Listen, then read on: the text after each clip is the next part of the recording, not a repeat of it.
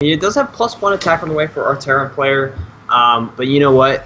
He techs so fast. Like, this is actually insane how fast he's able to tech, get upgrades, and you know what? This is just he sets himself up for the late game from the 5-minute mark. He says, "All right, my goal is to get upgrades fast, storm, and speed, or charge slots," and he gets these 4 main components for his army, and you know he just like kicks butt, man. Like, this is extremely impressive for Protoss play. This is like the weirdest timing ever. We're at the 17-minute mark, and we have like a 20 supply army moving across the map to engage a 20 supply army. Look how many medevacs there are. There are 10 medevacs on the field right now. It's like every Marauder has his own personal healer. Imba.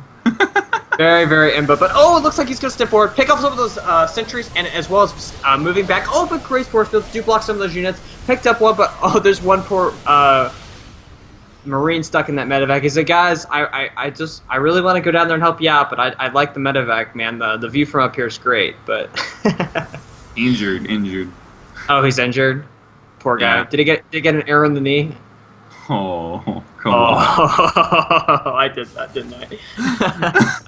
All right, well, we do have a Ghost Academy coming down now for Coma. He has not started his 4th base, but keep in mind, Fiery is only on 3, and his probe count actually got really reduced when Coma attacked and killed off all the SCVs at the natural. He was down to 36, I think, at one point. And it looks like we are back up at 61 to 48. Coma in a huge Harvester lead, and I thought Fiery was in a really good position, but I think Coma is kind of prone to take this game at this point. Indeed, especially because he's double dropping them back of Fiery's man. We do stay. He's going to be able to pick up a couple of structures, a couple of probes as well. He should be focusing on those tech structures. I think he should just go for the upgrades. Does he see the upgrades? No, he doesn't know that they're there. Fiery, man, I think this is going to be the game right here. Coma knows it. He pulls SCVs, and he wants to engage with, you know, the best concave possible. 4 Archons here, though, are going to roast these SCVs. Indeed, and that's a lot of cells at the front. If he can get a good hold position on those SCVs, like he does, that hold position is doing ever so great for everything. Just awesome stuff is happening, and then we do see the zealots are getting good face time. He's got supply depots blocking. He's got force fields helping him block all these units off. Coma just holding this pretty fantastically. There are so many units here for Fiery. Coma needs to reinforce, but like Fiery just can't engage. He can't. He has all close units. He doesn't have very many stalkers. He doesn't have very many sentries. He doesn't have storm. I mean, while all this time we do see Coma's going to be wrecking havoc in the main, killing probes, killing everything off. Like, Fiery's in a bad position right now. Like, he has one option: base trade and probably lose, or pull back and be at a farther behind position than his opponent and try and gain a lead that way. I mean, it's 79 to 88 supply. So, like, if he pulled back right now, he'd still have both his bases. Oh, actually, no, just one of his bases. Well, he'd be down on the base. He'd be down on bases, but up on upgrades, I think. Yeah, he'd be up on upgrades because he didn't lose his forgers yet, and that +2 is nearly finished for his armor. And yes, that does look like is what he's going to do. He pulls back some of his units, be able to kill off this push, but all the while he's going to be trying to kill off that. You know, oh my God, this is so even, Buddha. This is extremely even at this point. I think that's just my personal opinion. I am sitting here with like my mouth gaped open. Like, what am I witnessing right now? Fiery's taking a 3rd, man. He's like, nope, don't want that natural anymore. I'm just gonna take a base down here. And yeah, that's smart. Neither of these players are mining at this point. There are 2 mules mining for Coma right now. Yes. That 3rd base position, like we do see the Terran doing the same thing, going inside those destructible rocks. Like with this 3rd base positioning for Fiery, like he's not gonna have to worry about drops as much. He can defend with his main army a lot easier.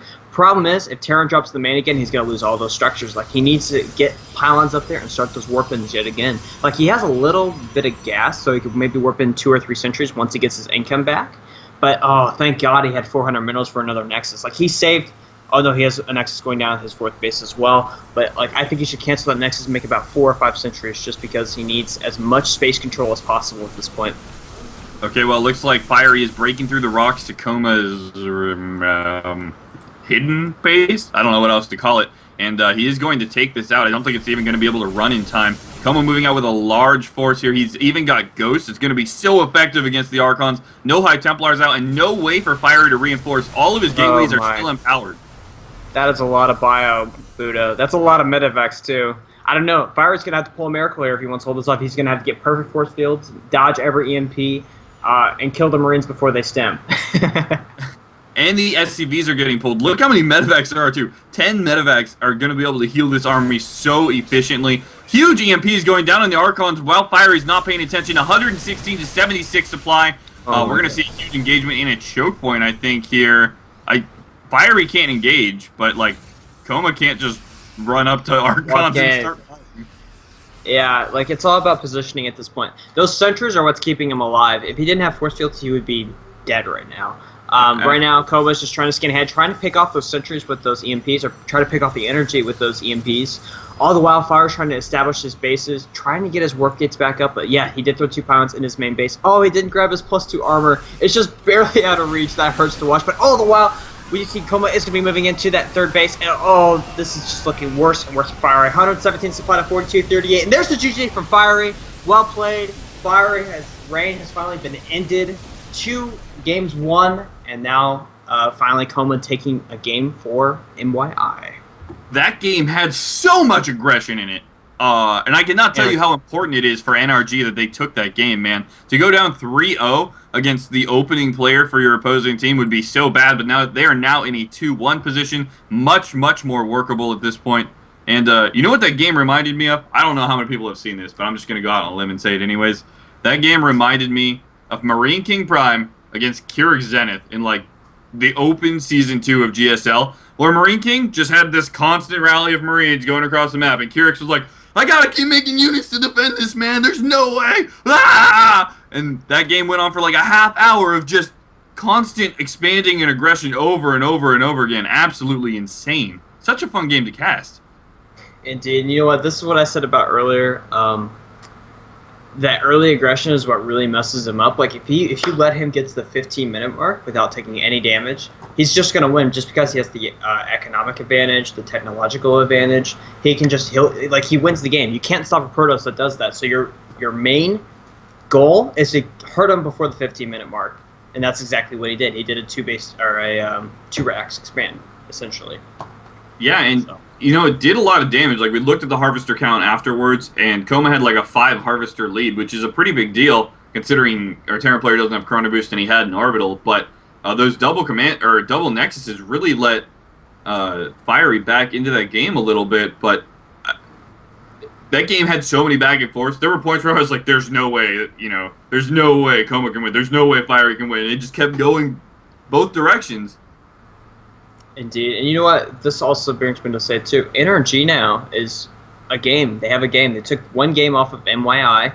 So this is like the wind in their sails. They're able to say, okay, guys, they're not unbeatable. We can take this. We got this. And you know what? Hop on my back.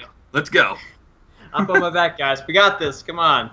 And it's like a whole new. I think this is going to be a whole new series now. I'm really curious to see what Coma does next game. And remember, the ISTL is only a 5-week season. You only play 4 other teams, yes, because you get 1 bye, and, well, 5 minus 1 is 4, so that means that each win is so huge. Like, you only have 4 games to prove yourselves to get into the playoffs bracket, so these games are just, like, so critical. Every time you win an entire match, like, that's a celebration right there. It's not like, you round robin everyone and you have, like, 57 chances to win as many games as you want. No, there's only 4, so this is such a big deal for both players. Coma probably really happy that he's able to bring that back, and I'm sure NRG is cheering for him too. Indeed. In the prize pool itself, I'm not exactly sure what it is. I know last season, but I don't know the new seasons. Would you happen to know, Buddha? Dude, I'm going to find out for you right now. I'm pretty sure it's 125. Oh, no, I'm completely wrong. Sorry. It's $180 for first place, $90 for second, and $30 for third. And, to these teams that probably don't have a lot of sponsors or any financial sponsors, money's a big deal, man. It allows you to do a lot of things. You can put on a lot of, like, really small online events and stuff. And this is money that they generate for themselves by just playing well and getting their name out there. The notoriety is big as well, man. Indeed, and I also want to note that the only reason that prize pool is there is because of our sponsors, Maxed Out Studios, Elveron for the MVP award that will be awarded at the end of the season. Impulse Esports contributing as well as the music. I mean, even the little things that people do for the ISTL, it all makes a difference. Just want to do a big shout out to those guys. Thanks to our production crew. Thanks to Marine putting this all together. He's the CEO of Impulse. So there's my suck up. I'm good, man. I sucked up enough. Wait, today. it's my turn, right? Oh, dude, Marine guy is right so nice. I don't have anything else to say about it. He's probably not even here. Yeah. No, he makes our lives so much easier. Like, we normally, when you're streaming, you have to run XSplit, you have to click on all these different things. But no, easy. I get to sit here with this guy just, giving me information when I don't know the answer to something. Everything is so easy. And if you're looking to do a production, set something like this up, man. Have a producer just sit there and help you out throughout the entire thing. It makes everything so much easier, seriously. Indeed, yes it does. And you know what? Having the guy in your ear, man, it helps out a lot. Like, you get used to it after a while, but it's pretty cool. And we don't mean voices in your head. We mean, like... Yeah, like, in these, not like... I'm not psycho, don't worry. But, well, maybe just a little bit, but... All right, well, I want to remind everyone one more time to check these two teams out. They are putting on some fantastic games for you guys to watch. You can check them both out on Twitter at Team MYI for My Intent and Team NRGSC2. Both these teams have a ton of Grandmasters. They really need a lot more attention than they're getting, you guys. And I know both of them get a lot because they are really big teams in the kind of indie sense. Is that the right word? I don't know. Like they're the teams that are the level below what the big teams are. So like when big teams go and they try and find people, they go, okay, who's been winning all the play-in tournaments? And that's how they found Violet. That's how they found a lot of players that we see winning tournaments today. Like Violet started out on a team like this. Like even Idra, like big names that you wouldn't think started out like this, actually started out like this. So big stuff, cool stuff that is happening. So yeah, man. All right, well, it looks like we are about ready to get started with our fourth game here. Again, we're at a 2-1 series in My Intent's favor. Looks like our next map is going to be MLG Antigua Shipyard. I think it's cross-only, isn't it? Is it cross-only? MLG is definitely cross-only. That is correct. It kind of surprises me how many of these, like, almost pro players don't realize MLG is forced cross. Yeah, like, I've actually noticed that as well during big team games. Yeah, a lot do, but then like all the time I'm like, wait, why is he gonna proxy? Oh no, he just doesn't know. Exactly. And like I remember seeing someone scout like the north position and all the casters were like, what? It's MLG, like you should know it's cross position by now, but I don't know, people are funny. But you know what? It is MLG Antigua Shipyard. Protoss did pick this map, so you know what this tells me, Buddha? It tells me that it tells me that Forge Expand are either a really, really, really fast third base against the Terran. For the sole fact that the third base is so easily takeable. This is so weird though, because like this map is known to be Terran favored in the TVP matchup for the most part. Of course, that Forge Expand has become very popular lately, but it's just a weird map choice when you have a choice of map and you pick something that is pretty definitively Terran favored. But I think we are good to go here. The countdown is going to start in 1 second. There it goes. Woo. It looks like we're jumping into game number 4. Yeah, game number 4 of the ISTL Team League versus MYI Shiny A versus NRG Coma. Right now, NRG is down 2-1. It's all up to Coma to take this game and tie up the series. I have to ask, what do you think Shiny A means? Let me think. Shiny articulated thoughts? I don't know. Something along those lines. Or maybe, you know what? I have no idea. Spawning in the south position, we have NRG Coma spawning as the red Terran. And spawning in the northeast or west position, we have spawning as the blue Protoss with the Achille tribe symbol yet again. Buddha, MYI, Shiny A. Alright, how do you identify these symbols so easily? Oh, I just know that one's Achilles tribe. Actually, that's the extent of my knowledge, because all Protosses have the Achilles tribe symbol. So, yeah, so every time you see it, you're just like, yeah, I jump on it. I actually, that's the only one I know because I used it when I first started playing StarCraft, and for some reason I keep remembering that, so I always do a shout out for it. But don't tell anyone I said that. You'll never forget. You will never forget that. I will never forget that. I won't.